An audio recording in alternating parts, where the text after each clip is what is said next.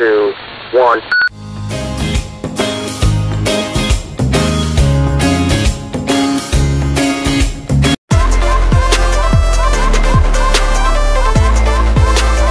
So here we are.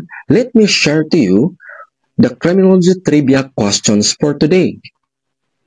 The question is, which theory explains that minor rule-breaking behaviors, if unchecked, can escalate into a serious crime?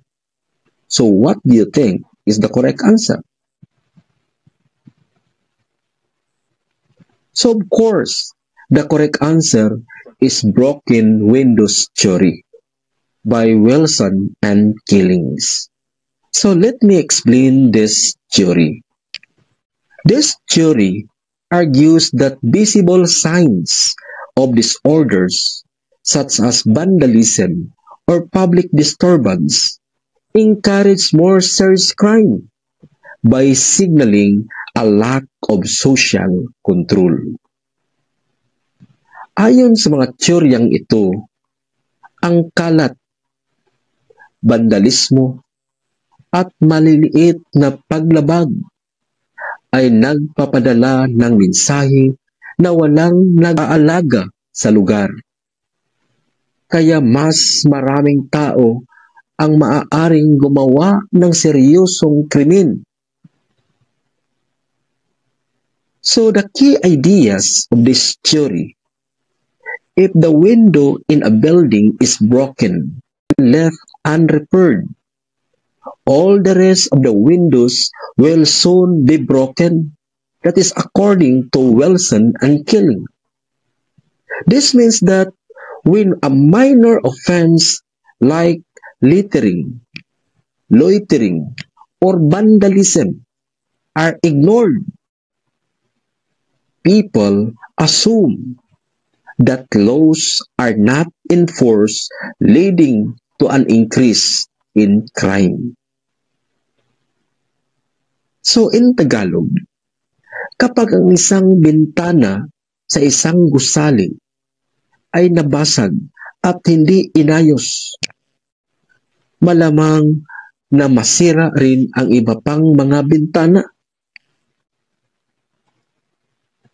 Ipinahiwatig nito na kapag ang maliit na paglabag tulad ng pagtatapon ng basura, paggala na walang dahilan, o pambababoy ng mga ari-arian ay hinahayaang lumaganap at hindi pinapansin, iniisip ng mga tao na walang umiiral na batas o kaayusan, kaya mas lumaki ang mga posibilidad ng mas malalang krimen.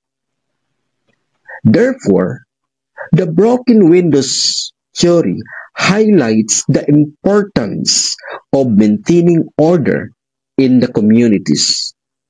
By addressing small issues early, it may help prevent larger criminal activities from emerging. So that's all. If you have any clarification or comments, feel free to write in the comment section. At huwag kalimutan mag-share, mag-follow, mag-react, add to favorites para laging updated sa mga bagong videos na aking i-upload.